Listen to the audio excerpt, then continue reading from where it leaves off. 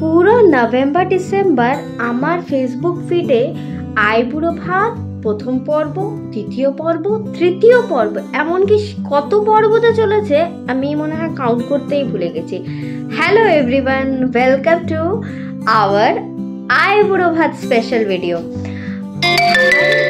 এই ফিডে সারাক্ষণ আইবুড়ো ভাত আর বিয়ে দেখে ভাবলাম আমাদের বাড়িতেও তো একটা বিয়ে হতে চলেছে ফেব্রুয়ারি মাসে। আমার বড় দাদার বিয়ে, মানে শ্বশুর বাড়িতে শানুর বদ্দার বিয়ে। তো ভাবলাম এই একটা আইবুড়ো ভাতের অ্যারেঞ্জমেন্ট করা যেতে পারে। তো আমি তেমন কিছু করিনি, এখানে সেই আইবুড়ো ভাতের চলনটুকু নেই। তো আমি জাস্ট খাওয়া দাওয়ার একটা সিম্পল আয়োজন করেছিলাম। তাহলে চলো ওই ভিডিওটা তোমাদের সাথে শেয়ার করছি, যেটা কিন্তু হয়েছিল আমাদের শ্বশুর বাড়িতে।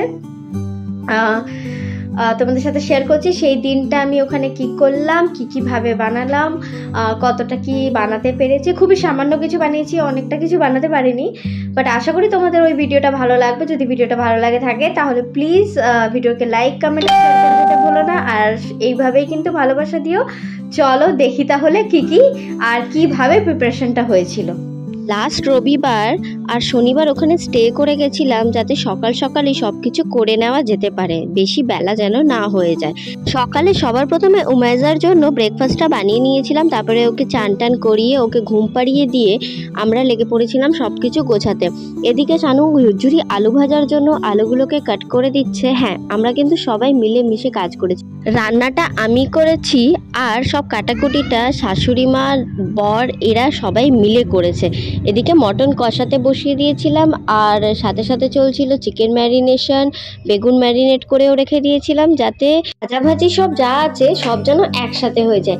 এদিকে মটনে সব মশলাপাতি দিয়েও মটনটা কিন্তু কষেই যাচ্ছিলাম। আর আমি না মটন কিন্তু প্রচুর পরিমাণে কষাই, যতক্ষণ না খুব ভালোভাবে তেলটা পুরো ছেড়ে দেয়। আর এই যে অনেকে ব্লগে আমাকে বলে যে তুমি তো দেখতেই পারলাম না।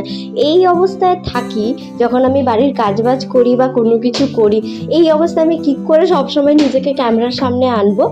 এদিকে আমি চিকেনটাও কষাতে বসিয়ে দিয়েছিলাম, আর এখানে শানু চাটনির জন্য খেজুরটাকে কাট করছিল। এর মধ্যে কিন্তু ওর আপেল খাওয়ার টাইম হয়ে গেছিলো, তাই ওকে আমি আপেলটাকেও খাইয়ে দিচ্ছিলাম।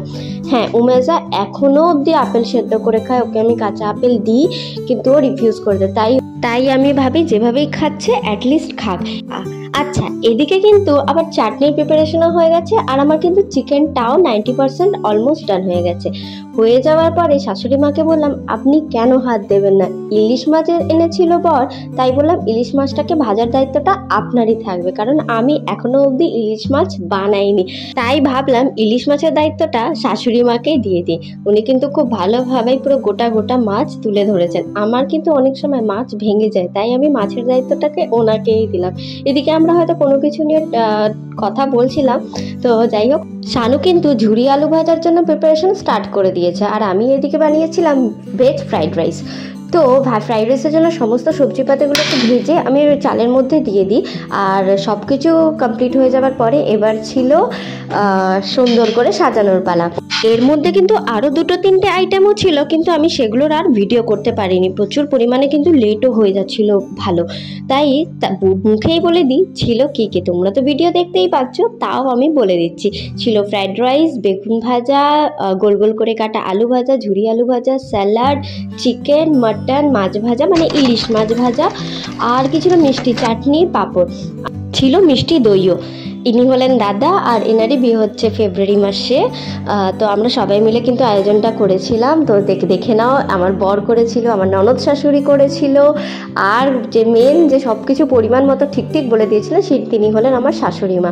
তো এবার হচ্ছে খুবই ভালো, দাদা কিন্তু খুবই তারিফ করেছিল খেয়ে, যে না খাবারগুলো কিন্তু খুবই টেস্টি হয়েছে। আমি জীবনে প্রথমবার এতগুলো পদ রান্না করেছি, তো অনেক ভয় লাগছিল যে কেমন হবে না হবে। আমি জানি আরও অনেক কিছু থাকে, কিন্তু আমি যতটুকু পেরেছি আমি ততটুকুই করেছি, বিকজ উমেজা কারোর কাছে থাকে না, ও শুধু আমার কাছে থাকে।